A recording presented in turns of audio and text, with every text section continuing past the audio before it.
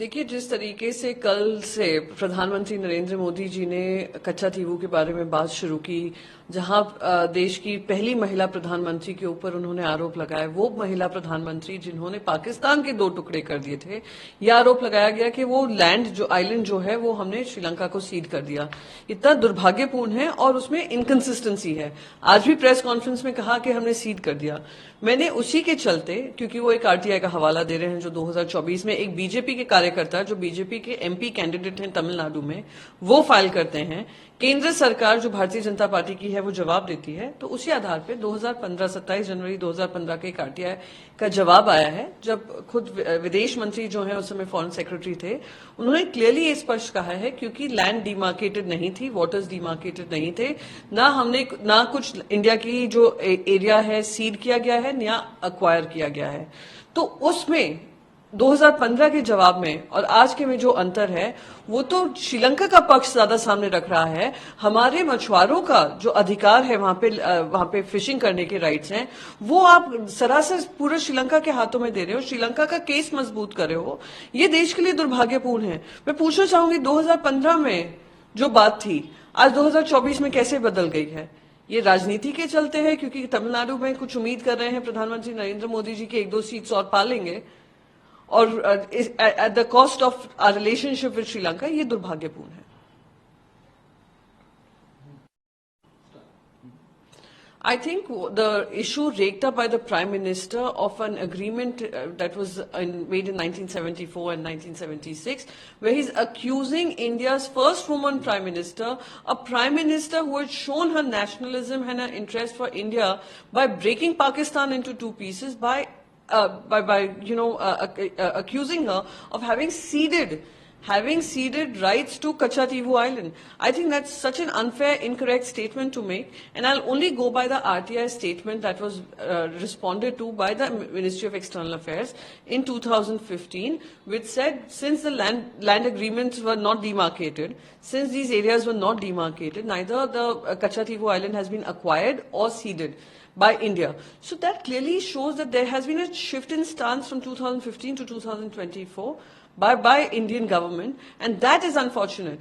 Today, Prime Minister is using it for his political narrative, for his political gain, to get a few seats in Tamil Nadu, at the cost, at the expense of fishermen not getting their rights to fish in those waters, is extremely unfortunate, and it is for the Prime Minister of this country to answer why he has gone ahead and said that we have ceded that space to Sri Lanka by making Sri Lanka's cause a lot more stronger. That is unfortunate, and going by the politics, what you're doing is messing around with the geopolitics of this nation and India's integral interests.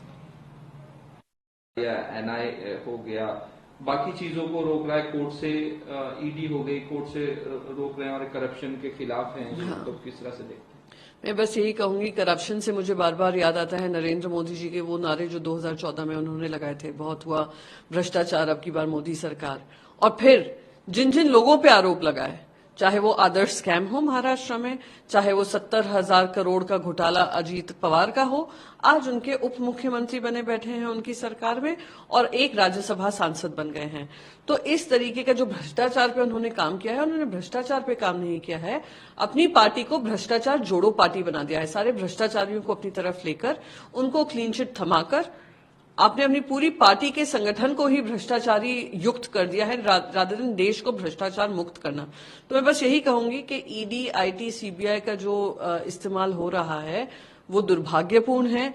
आज ये सारी agencies ने अपने घुटने take दिए हैं दिल्ली सरकार के सामने, वो देश के खिलाफ है। और जिस तरीके से एजेंसीज का दुरुपयोग कर कर विपक्षी दलों पे आरोप लगा रहे हैं, उनको हिरासत में ले रहे हैं, वो दिखाता है कि नरेंद्र मोदी जी का कॉन्फिडेंस अपने आप में कम है, वापस जीतकर आने में कम है, और वो जानते हैं कि 400 पार तो क्या 200 पार भी करना इनके लिए मुश्किल है।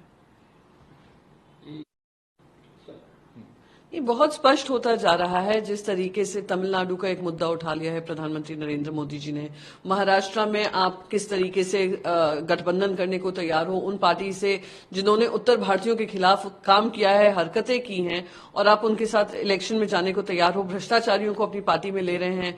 एक एक सीट के लिए आप जिस तरीके से काम कर रहे हैं, झूठ फैला रहे हैं, ईडी, आईटी, सीबीआई का इस्तेमाल कर रहे हैं, धन बल का इस्तेमाल हो रहा है, सत्ता बल का इस्तेमाल हो रहा है, उससे स्पष्ट होता जा रहा है है कि यहाँ पे 400 तो दूर की बात है, 200 भी पार कर लेंगे तो ये उनके लिए, मैं मानती हूं कि उनके लिए एक सक्सेस स्टोरी होगी।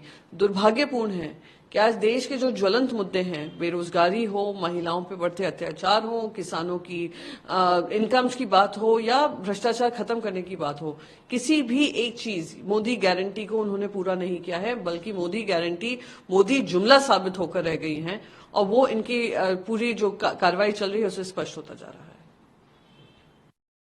नहीं, बिल्कुल स्पष्ट है। आप देखिए, अमरावती हो, रामटेक हो, कोल्हापुर हो, उन सीट्स पे हमारी दावेदारी बनती थी क्योंकि हमारे लिए विनिंग सीट्स हैं। फिर भी हमने अलायंस का धर्म निभाते हुए हमने वो सीट्स, जब डिस्कशन हुआ, हमने, क्योंकि विनिंग कैंडिडेट्स कांग्रेस पार्टी के पास थे, तो हमने दिए हैं।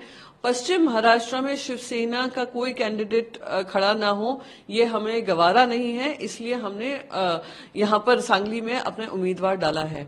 अगर किसी तरीके से कांग्रेस पार्टी को इससे आपत्ति है या कुछ उनके मन में गलतफहमी है, तो वो चर्चा के माध्यम से खत्म हो चुकी है बात। हमने कैंडिडेट डिक्लेयर कर दिया है और धर्म के अलायंस का धर्म को याद करते हुए हम सबको एकजुट होकर ये लड़ाई लड़नी है। जिस तरीके से अरविंद केजरीवाल जी को हिरासत में लिया है और सारी सीनियर लीडरशिप को हिरासत में लेकर रखा है और ईडी नए नए पैतरे दिखाकर उनकी एक्सटेंशन ले रही है उनकी हिरासत के, ये दुर्भाग्यपूर्ण है। और ये बहुत स्पष्ट साबित होता जा रहा है कि जब से आम आदमी पार्टी और कांग्रेस ने दिल्ली में चुनाव लड़ने का काम किया है, इन लोगों में एक ऐसी माहौल हो गया है भारतीय जनता पार्टी में, जहां जानते हैं दिल्ली में तो ये लोग सीट्स नहीं जीत पाएंगे। और ईडी, आईटी, सीबीआई का इस्तेमाल कर कर उनको जो हिरासत में रखा जा रहा है, दुर्भाग्यपूर्ण है और फिर से दिखाता है कि विपक्ष को लेकर भारतीय जनता पार्टी चिंतित है, इसलिए उनको या तो चुप कराने का काम कर रही है या उनको हिरासत में लेने का काम कर रही है। पर सत्य हमेशा ही विजयी होता है, भले ही उसको समय लगे। मैं उम्मीद करती हूं कि अरविंद केजरीवाल जी को जल्द से जल्द सुप्रीम कोर्ट या हाई कोर्ट से राहत मिलेगी।